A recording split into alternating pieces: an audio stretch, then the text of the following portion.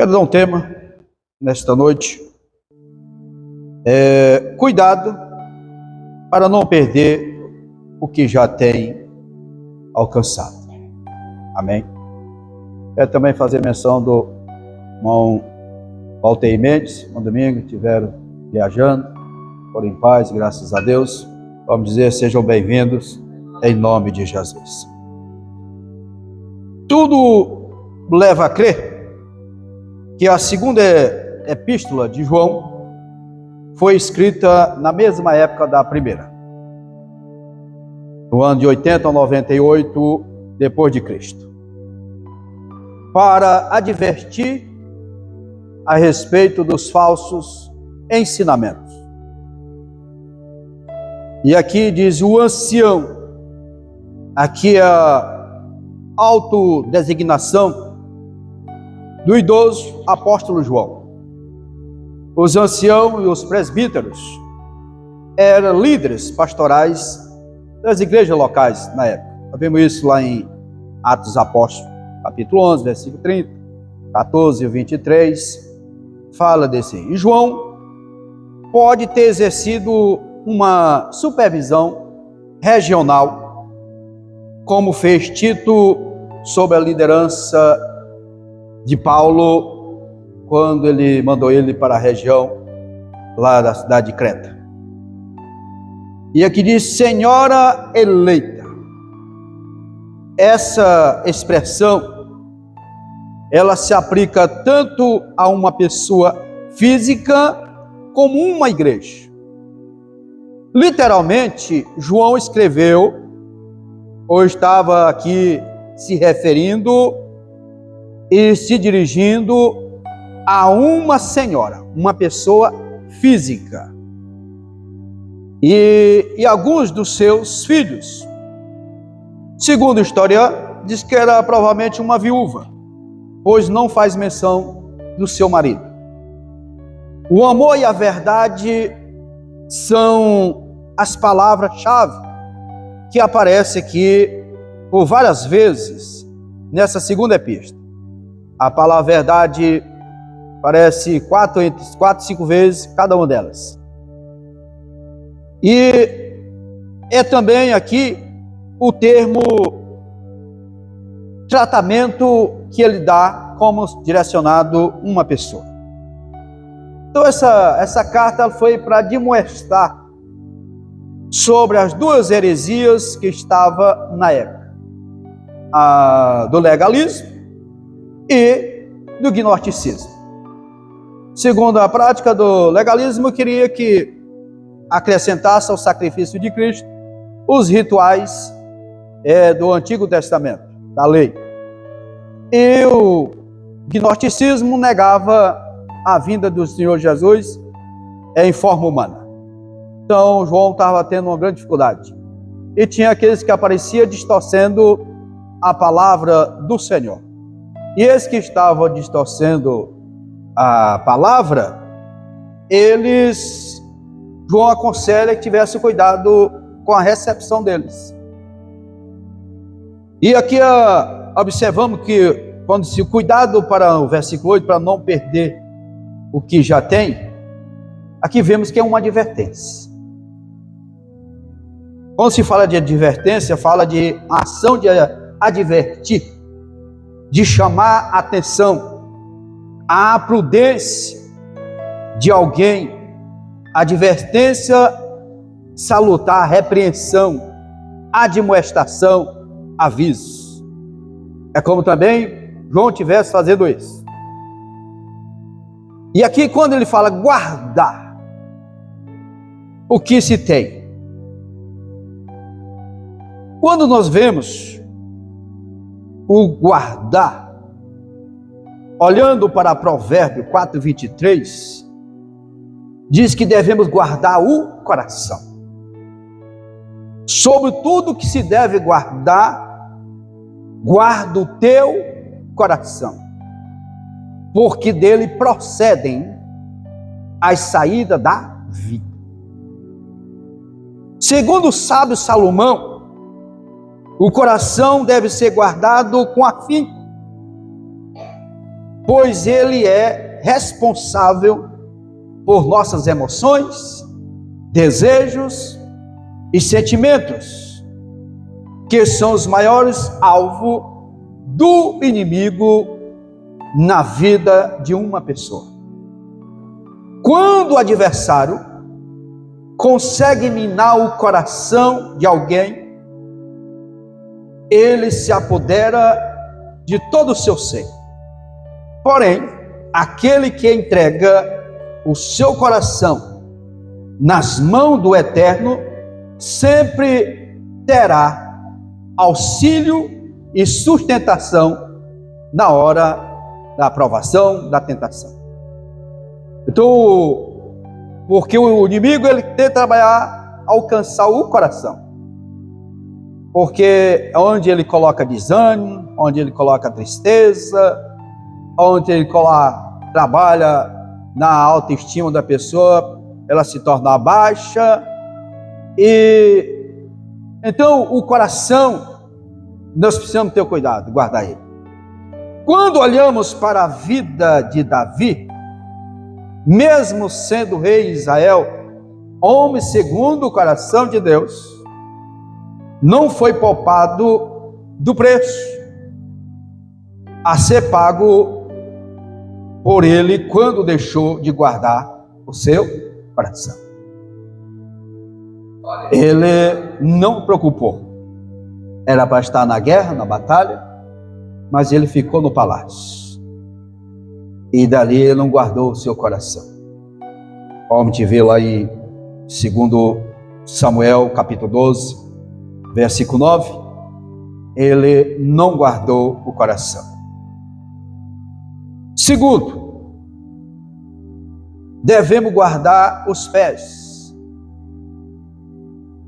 Eclesiastes, capítulo 5, versículo 1, diz: guarda o teu pé quando entrares na casa de Deus, e inclina-te mais a ouvir do que oferecer sacrifício de tolos, pois não sabe que fazem mal.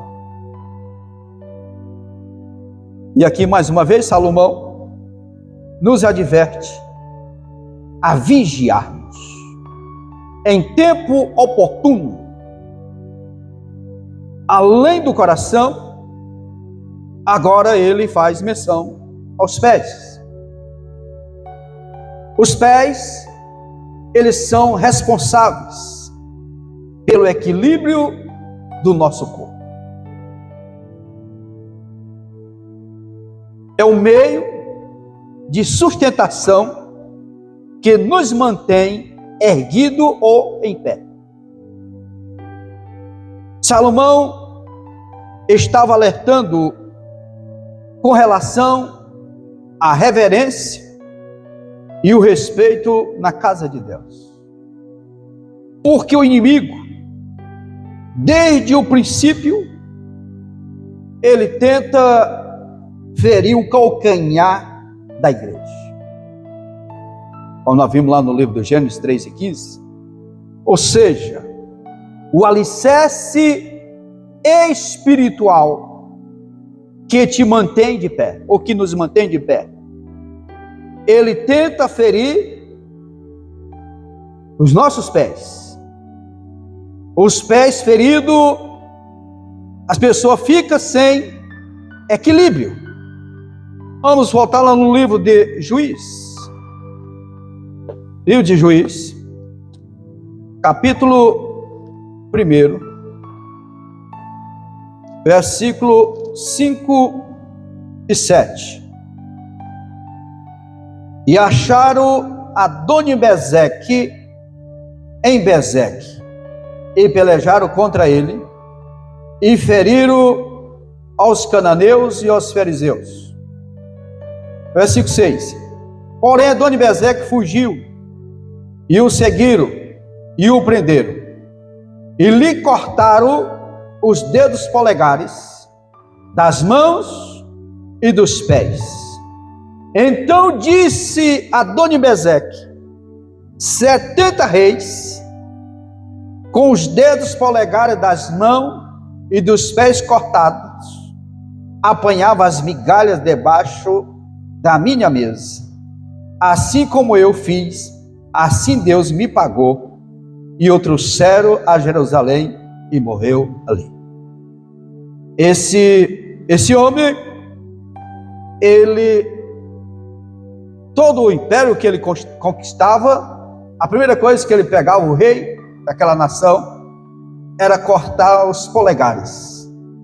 Você observa que nos dá o equilíbrio o polegar dos pés e das mãos. Você não consegue apanhar nada sem o polegar. É onde está o equilíbrio. E ele disse que esses reis comiam, tentando juntar as migalhas debaixo das suas mesas, da sua mesa para se alimentar. E quando fizeram isso com ele lembrou do que ele havia feito. Ele lembrou, sabe o que? Da lei da semeadura. O que se faz, o que se planta, colhe. O tempo pode passar. Quem planta tâmara, ele não come do fruto, né? Às vezes demora quase 100 anos para produzir. O tempo vai passar. Eu quero chamar a atenção da questão do tempo. Mas a colheita vem. Ela é irreversível. O que plantamos, colhendo. E ele lembrou do que ele tinha feito com aqueles reis. E aqui, se apenas a tribo de Judá e Simeão, com a ajuda de Deus, prenderam esse homem. E ele tinha feito essa maldade com aqueles reis. E aí ele pagou da mesma forma. Porque os pés falam do equilíbrio. Adoni, Bezeque, tirava o que? O equilíbrio, cortando os polegares dos pés e das mãos. Devemos estar com nossos pés calçados com a preparação do Evangelho. Aleluia. E ela faz parte das armaduras de Deus. Vamos lá para Efésios capítulo 6 e versículo 15. Diz: calçado os pés na preparação do Evangelho da paz. O Salmo 121, Salmo 121 e o versículo 3 diz: não deixará vacilar o teu pé, aquele que te guarda não tosquenejará. Então, os pés de quem tem um compromisso com Deus, ele está sempre firme. E dentro desse calçado dos pés, da firmeza, você observa que era o soldado, no qual Paulo descreveu toda a sua indumentária para a batalha, e o calçado, ele tinha que pisar firme. Ele não poderia estar escorregando, caindo. Assim somos nós. Nós precisamos estar pisando firme. Então, guardar o nosso pé. E eu já falei isso aqui em outra oportunidade. E repito o hino 432. Que nossos pés estavam aonde? Santos possam ir. Terceiro, devemos guardar a fé. Vamos ver o que Paulo diz aqui, 2 Timóteo, capítulo 4, versículo 7. Combati o bom combate, acabei a carreira, guardei a fé. O que Paulo estava ensinando a seu filho Timóteo, seu filho na fé, é que apesar de tantas provações que enfrentou durante o seu ministério, e agora estava chegando o fim da sua carreira, mas continuava guardando de mais precioso, que era a fé. A fé é algo que nós precisamos guardar até o último dia da nossa caminhada. A Bíblia diz, porque sem fé é impossível nós agradarmos a Deus. Infelizmente, nós estamos vivendo dias em que as pessoas estão acreditando naquilo que vê. Mas nós temos a recomendação do apóstolo Paulo, escrevendo a sua segunda carta aos Coríntios, capítulo 5 e versículo 7, porque andemos por fé e não por vista. A nossa caminhada é pela fé. É algo que Abacuque escreveu no capítulo 2, versículo 4, que o justo, ele anda pela fé. Não é no que nós vemos, é o que nós cremos que o Senhor tem o poder de fazer. Nós não vemos, mas nós cremos. E o próprio Senhor Jesus, ele deixou uma palavra de advertência. Vamos ver o que diz lá Lucas, capítulo 18, e o versículo 8. Digo-vos que depressa lhe fará justiça. Quando, porém, vier o Filho do Homem, porventura achará fé na terra? O Senhor Jesus, ele deixou, quando eu vier o Filho do Homem, achará fé na terra? Enganamos-nos se pensarmos que o mundo vai melhorando até a vinda de Cristo. Não é verdade. O fato é que Cristo, na sua vinda, quase não achará mais fé na terra. Era isso que ele estava dizendo. Ou seja, antes da sua segunda vinda, a fé verdadeira será rara na terra. Não é todos que terão a fé. Vamos ver Mateus, capítulo 24. Mateus 24, e o versículo 12 e 13. Diz: e por se multiplicar a iniquidade, primeiro vem o esfriamento. O amor de muitos se esfriará. Mas ele diz: mas aquele que perseverar até o fim será salvo. Ou seja, aquele que alimenta a sua fé, ele vai aguardar até o fim e alcançamos a salvação. Porque quando entra a dúvida no coração do homem, a primeira coisa que ele faz é minar a fé, é minar a confiança que ele tem em Deus. Ele começa a agir por si mesmo, e nós precisamos confiar no Senhor. A fé, nós devemos guardar ela no nosso coração. A confiança no Senhor, o sacrifício que Ele fez por nós, para nós alcançarmos a salvação.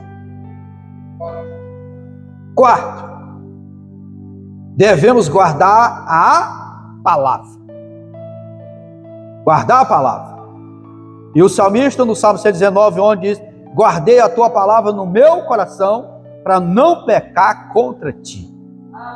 O salmista, ele foi incisivo quando declarou esta poesia, ensinando uma lição de obediência e temor a Deus. E temor não é ter medo de Deus. Temor é respeito, é honra, é valorização, é gratidão ao Senhor nosso Deus. Nós buscamos guardar tantas coisas no nosso dia a dia e nos esquecemos de que uma das coisas mais importantes é guardar a palavra de Deus. Guardar a palavra de Deus. É lamentável, em algumas igrejas estão dando pouco crédito para a palavra do Senhor. canta-se muito e prega-se pouco. São 2 horas de louvores e 10 minutos para a palavra.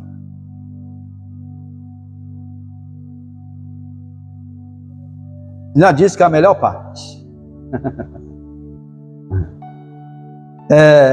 Inversão, mano. Inversão.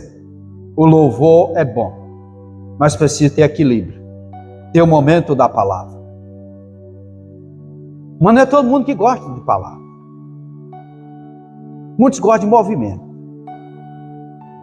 Quem que pregou? Não sei nem quem foi que pregou. Só sei que o negócio foi bom. Pulei até cansar. Chegou suado. Palavra para edificar nada. No outro dia está vazio do mesmo jeito.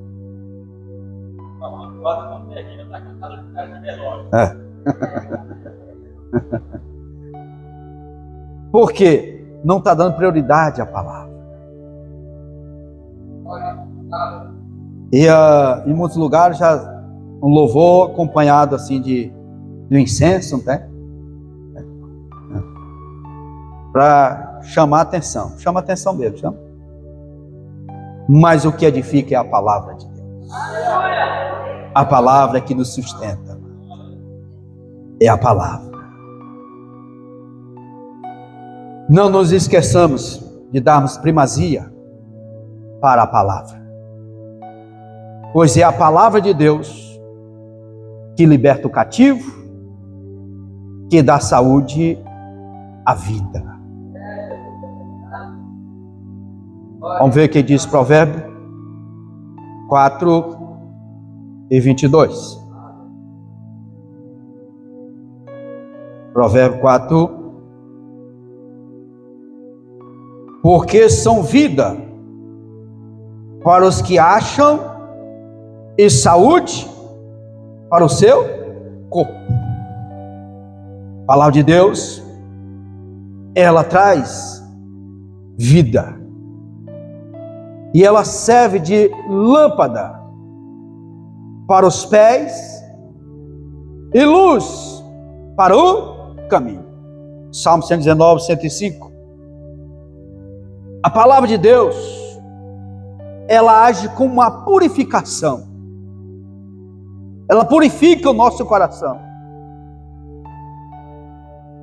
E ela tem esse poder.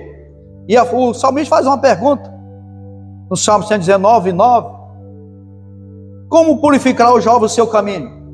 Observando a sua palavra. Observando segundo a palavra. A palavra de Deus, ela é poderosa. O Apocalipse, capítulo 3, versículo 8. 3 e 8 de Apocalipse. Ele diz assim: eu sei as tuas obras. Eis que diante de ti pus uma porta aberta, e ninguém pode fechar. Tendo pouca força, guardar-te a minha palavra. Guardar-te a minha palavra e não negar-te o meu nome. Portas abertas, é necessário que guardamos a palavra do Senhor. Às vezes as portas se fecham. Faça uma reflexão. 2 coisas: ou Deus está ali provando a sua fé, ou está ali cobrando alguma coisa. Ele está vendo fazer uma introspectiva. Como é que eu estou? Se realmente estou tendo um compromisso com a sua palavra. Se eu estou vivendo ela, colocando ela em prática na minha vida. Guardar a palavra é manter portas abertas. E ele viu e disse: tem pouca força. A nossa força está no Senhor. Quando Paulo escreveu: posso todas as coisas naquele que me fortalece. A força é ela do Senhor sobre nós. E Paulo, quando ele pedindo a Deus que curasse ele daquele espinho na carne. E o Senhor, por 3 vezes ele fez o pedido, o Senhor negou aquele pedido a ele. Mas ele aprendeu algo. Sempre o Senhor nos ensina, os ensinamentos de Jesus, ele é pedagógico. Ele nos traz lições. Ele nos traz ensinamento precioso. E Paulo, naquele ensino, ele entendeu que o Senhor tinha dito para ele que se a minha graça te basta, porque o meu poder aperfeiçoa na fraqueza. Aí ele entendeu que quando ele achava que ele estava forte, ele estava fraco. Mas quando ele achava que estava fraco, estava forte. O poder de Deus sobre a vida de Paulo. Não é diferente nas nossas vidas. Nós precisamos do poder de Deus sobre nós. Nós precisamos guardar também a nossa vida espiritual. Nossa vida espiritual. Voltamos aqui em Apocalipse, capítulo 3, e o versículo 11. Versículo bastante conhecido da igreja. Apocalipse 3 e 11. Ele diz: eis que venho sem demora, guarda o que tens, para que ninguém tome a tua coroa. Guardar. Ele diz que guarda o que tem, para que ninguém tome a tua coroa. Aqui fala da sua fidelidade a Deus. Algo também que nós precisamos guardar. Guarda o teu casamento. Guarda o teu casamento.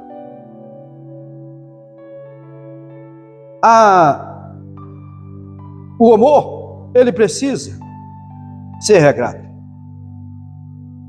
Claro que tem situação que às vezes se torna incompatível, porque quando não tem um amor recíproco, só de um lado, é muito difícil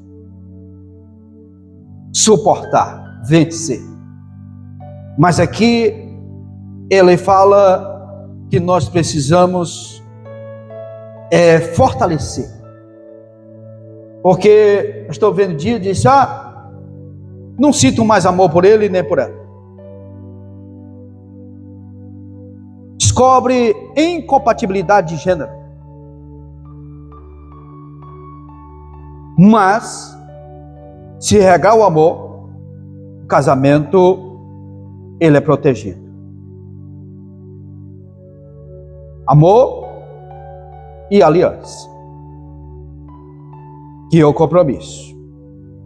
Agora, a Bíblia também ela nos diz, não dá respaldo, mas ela diz o seguinte: que não adianta um lutar sozinho. Vamos lá para Amós? Amós 3:3. Andará 2 juntos, se não tiverem de acordo?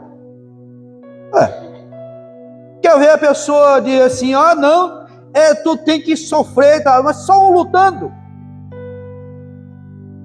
só um sofrendo. Aqui a Bíblia diz para fortalecer, mas é necessário que sejam os dois querendo, porque às vezes a pessoa sofre a vida inteira sozinho, lutando, não vive a vida, como diz, vegeta, porque é só ela lutando. Amado, o casamento é uma construção, é de ambos, é o esposo e a esposa, para fortalecer o casamento, guardar o casamento. Não é só um lutando, não, os dois.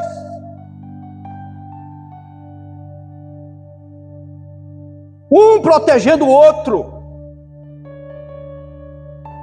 O esposo protege a esposa e a esposa protege o esposo, sem expor. Porque senão a pessoa sabe mais da vida do outro, dos dois, porque não guarda, nenhum protege. Aí todo mundo fica sabendo que é fulano, que é fulano. Precisamos guardar o casamento. Os dois trabalhar com esse propósito. O que segura casamento, eu falei, aliança é compromisso. Mas também precisa ser recíproco. Guarda o teu nome, zela por ele. Que a pessoa vê se está um nome lá, estou nem preocupado.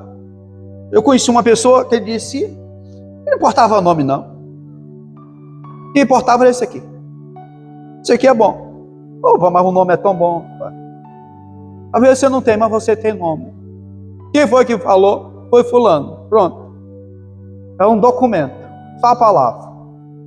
Não, vou assinar, não, pai. Não precisa assinar, não, confia em ti. É o nome. Meu irmão, se tem uma coisa que nós temos que lutar é para nunca nosso nome ir para o lamaçal. Nosso nome ir para o descrédito. Que tem situação, não vou nem falar aqui termo jurídico, porque nós estamos sujeitos a qualquer hora, às vezes, no negócio, nosso nome ir lá para o Serasa e para o SPC, sempre estamos sujeitos a ver um negócio deu errado, pode acontecer, mas não foi para o propósito. Eu estou falando é algo proposital. Não ter o cuidado com o nome. Cartão de crédito ele veste, né? E aí as operadoras dão um limite, rapaz, grande, o cara disse, eu agora estou bem. Só que esquece aquele valor, não é nosso. E aí eles, não, eu compro aqui, eu tenho 45 dias, compro naquele quinto dia, né? Ganha 45 dias, mas vence os 45 dias. Passa rapidinho. E aí quando chega, aquela rotativa, aquela taxazinha que a veia paga, não, outro mês, aí, é tudo que o banco quer isso. É que você não pague ele em dia, para virar uma bola de neve. E quando pensar que não, você não dorme direito, perigoso até ter um problema, um piripaque. Tenhamos cuidado, guarde o nome. Guardar o que tem, fala de administração. Não jogue fora o que Deus te confiou. Ou que você juntou com um negócio mal feito. Administra o que Deus te confiou. Administração. Deus não envia um anjo lá do céu para administrar o que nos confiou. A administração é nossa. A bênção é dele. É ele que abençoa. Mas a administração, ela é nossa. Administrar o que tem para não jogar fora o que ajuntou. Outra coisa. Cuidado com desperdício. Como não houvesse o amanhã. Sei lá se eu tenho vida amanhã. Eu vou consumir tudo hoje aqui.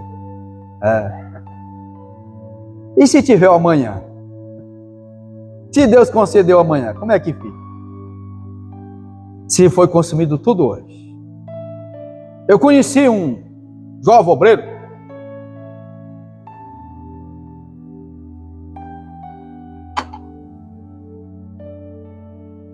Eu pastoreava num determinado campo.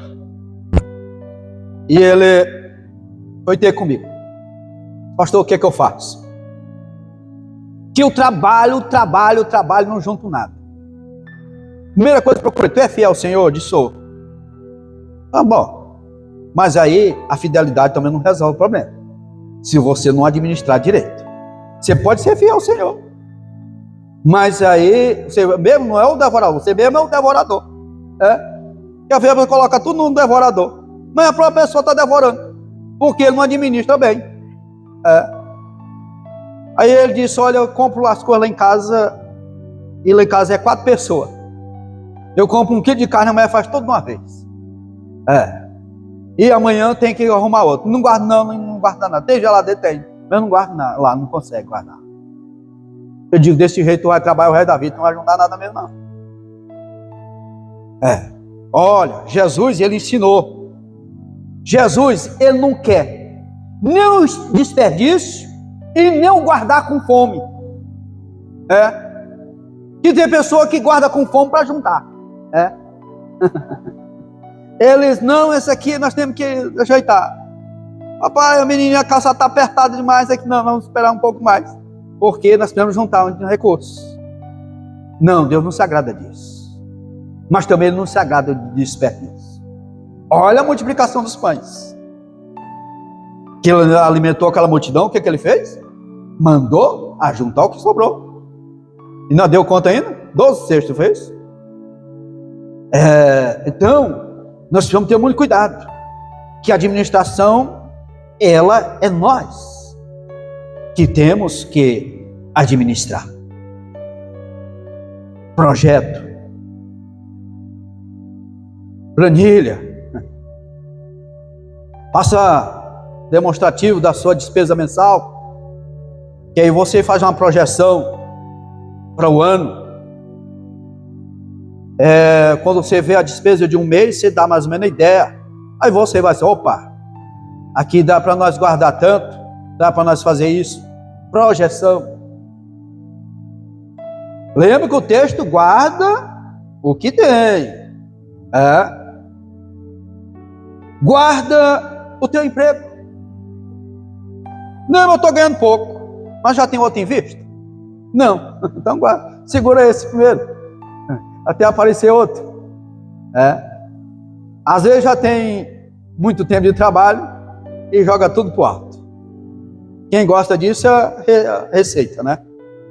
E aí vai administrar o dinheiro dele, que ele não pode sacar o FGTS, e vai ficar retido aí até passar os 3 anos, não me engano, para ele sacar.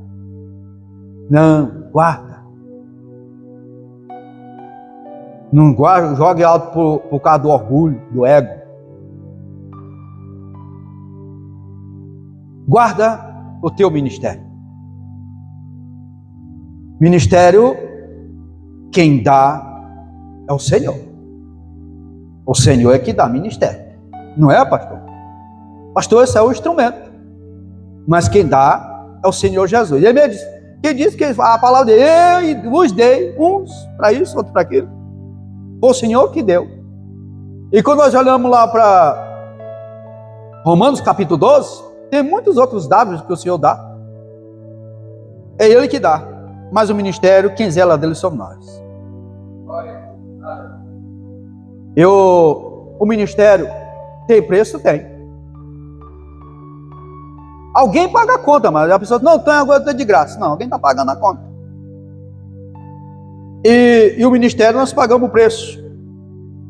Eu falei isso aqui na reunião de ministério, que nós temos a manutenção do nosso ministério, que é a nossa convenção, e tem o preço.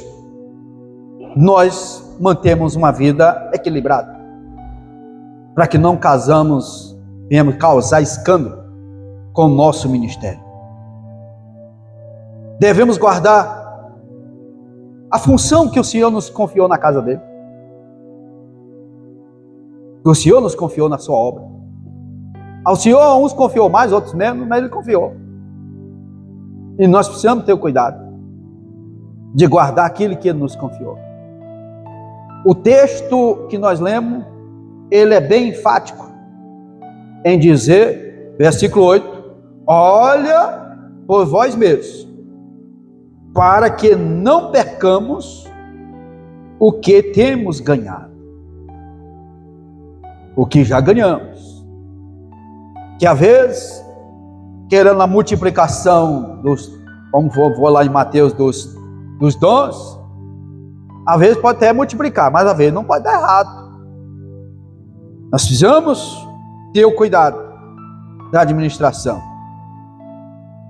porque o que nós fizemos para o Senhor, nós vamos ter galardão, nós vamos ter recompensa da renúncia, da dedicação, do esforço, da nossa vida na presença de Deus. Teremos recompensa, por aquilo que fizemos em prol da sua obra, teremos recompensa da parte do Senhor. E aqui diz, o versículo 8 diz, antes recebamos o inteiro galardão, a bênção completa da parte do Senhor, por aquilo que nós fizemos. O que fizemos para Deus, teremos a recompensa da parte do Senhor. Mas o que nós fizermos, por aquilo que Deus confiou a nós desfrutando das bênçãos. Nós desfrutamos aqui nessa baixa terra. Observa que os discípulos questionaram com Jesus o que eles tinham deixado tudo para seguir Ele. Senhor, nós deixamos tudo, deixamos a empresa de pescaria e agora estamos te seguindo. O que nós vamos receber com isso?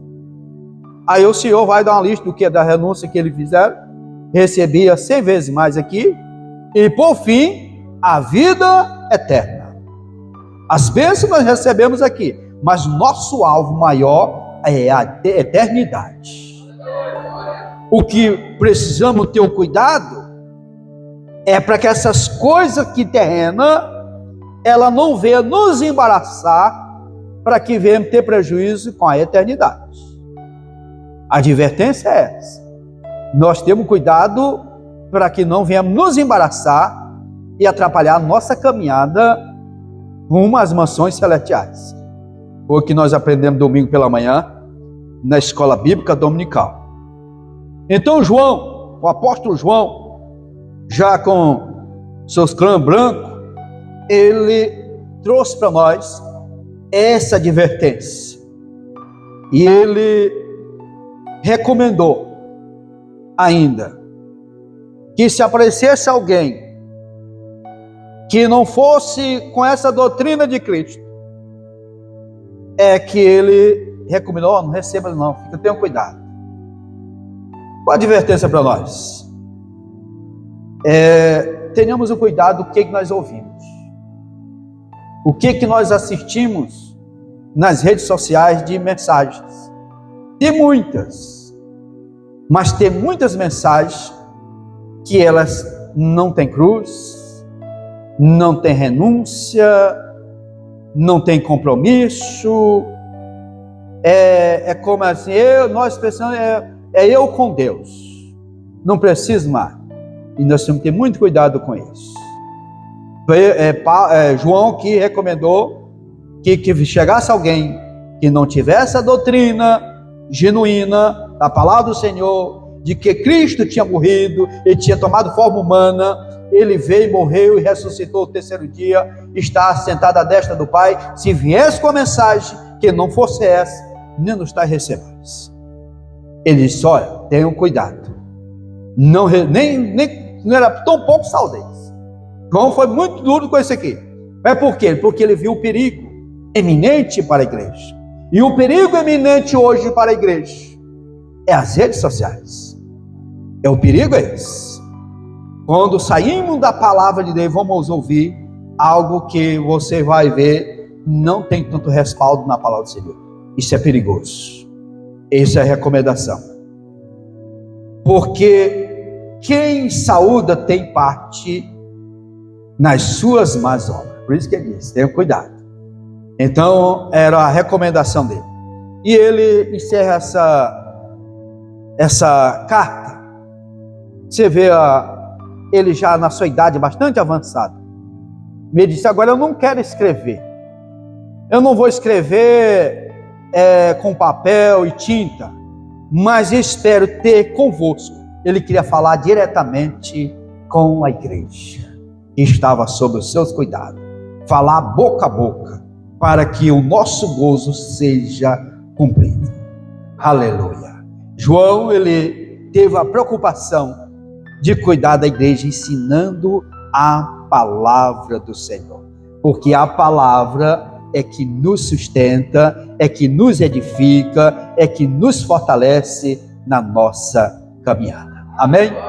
Que Deus em Cristo nos abençoe e nos guarde no seu amor, continue falando aos nossos corações.